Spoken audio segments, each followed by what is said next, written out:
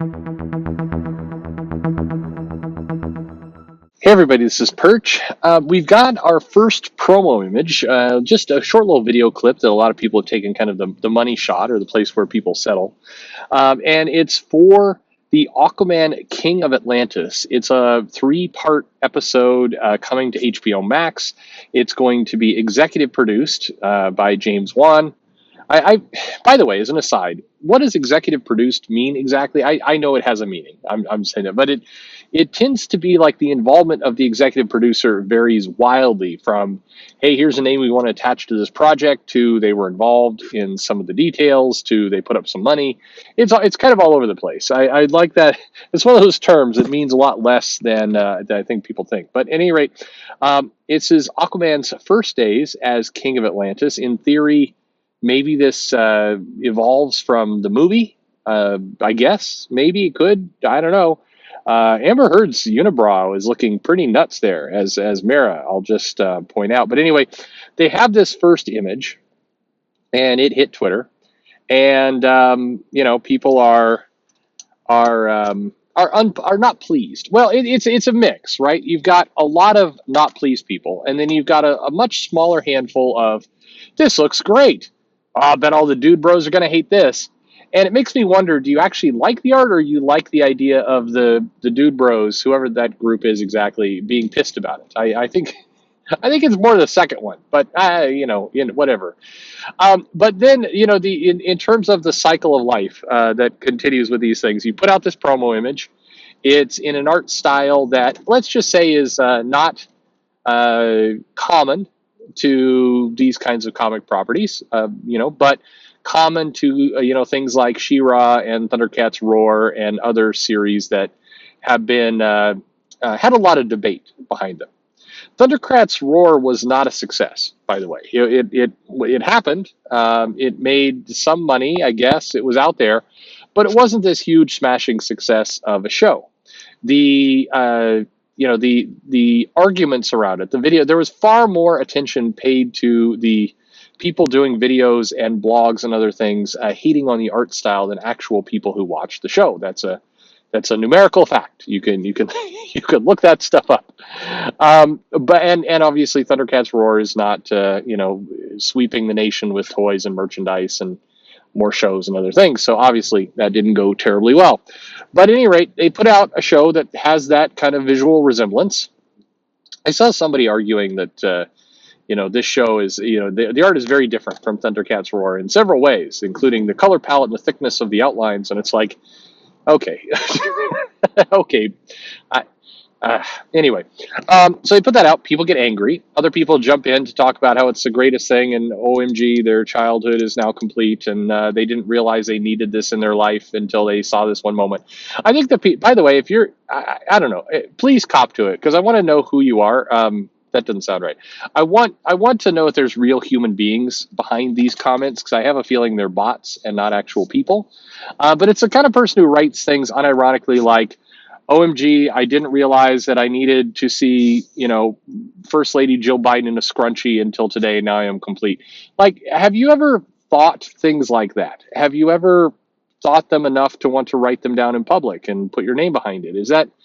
I have a hard time believing that those people are real. I don't think so. You're seeing the same thing with this Aquaman, in this brief little clip, though, of like, OMG, I never realized I needed this version of Aquaman before now. Really? I mean, okay. I mean, I want to know, like, when I go out in public and I go to the grocery store, like I want to know who these people are. Like I just want to be able to say, oh, it's you, that person that's been hanging out over there by the butternut squash section at Safeway for the last 2 hours. You're the person who didn't know your life was complete until you saw this image. Anyway, this doesn't seem like a human thing to say. I'm calling BS on that. I don't buy it. Anyway, and then the final stage that we're on, we went through it very quickly, considering the image just dropped like a couple hours ago. Is why is everybody so upset about this? Why can't they just not watch it if they don't like it and not complain? And at this point, like, how many times are we going to have to see this cycle?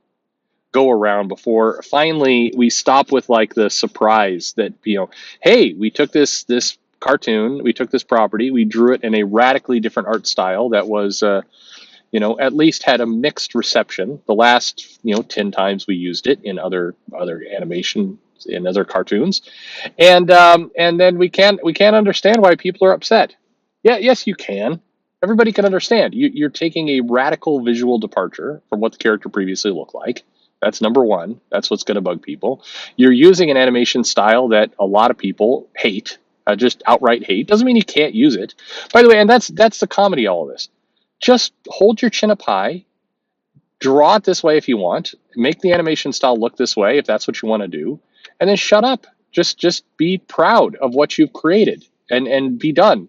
It's this game. The part that irks me the most is this game around, I don't understand why people don't like this. Yes, you do. You do. That's a bunch of crap. You absolutely know. And in many cases, you went with this art style hoping to piss people off. That's the baffling part that I wish we would hurry up and accelerate to the end of this sad little timeline where you get people who are not financially invested in the show or the outcome, and they, for whatever reason, put one of the goals of their show to piss off a group of people who they don't like, toxic fandom or Twitter people or who the f knows. Just they cite that as a goal. Stop citing that as a goal. Like, if that happens as an outcome, fine, but stop trying to steer into that goal. It's a stupid thing to do. You don't make money. You just irritate people. I don't know I mean, like, are you just sitting there with a giant hate boner watching people get pissed off because you drew it in a way that irks a certain amount of the fan base? Is that what gets you off? Like, can we get a name for that sexual kink at this point? Because that's what it feels like. Just do your show. And I don't think this art style needs to die into oblivion. It's obviously not one I enjoy, but I am totally cool with other people enjoying this. I think there's a market somewhere out there for this kind of art style. Go for it. But stop trying to make it the culture war. Just do your show. It has the feeling, fair or not fair, and frankly, this is one of the things that the executive producer or other people involved in the show should consider, is before you go down this path, is it worth the BS that you're going to have to wade through in order to do this kind of style? It's not. I'll I'll fast forward you to the end. It's not worth it. It's just creating a bunch of dumb controversy for no discernible value, which is what you see here. I mean, it's a 3-part series, so it will come, it will go, people will be pissed, it will be done, and then it will fade off into the memories of time, and hopefully some people make some money off of it, I guess. But the angst, and by the way, it would be the same in fact, a couple of the crowdfunded comic books that come out, where they intentionally lean into a ludicrous, often poorly drawn 90s art style, where like the woman's just walking around with Triple H boobs, and it's like it just looks silly, and they're offending a different group, and they're like, ah ha ha, let's see if the soy people will hate the size of these breasts. Like, that's just a dumb reason to do anything. Like, if you're creating something and you see a benefit or a goal or an outcome of pissing off another group, you've got it wrong. This ain't it, Chief. That you're on the wrong track. Put it in reverse, back up, actually try and put out a product that you think is good, that you stand behind, and don't make irritating people part of the goal, part of the outcome, which unfortunately feels like too many of these things do.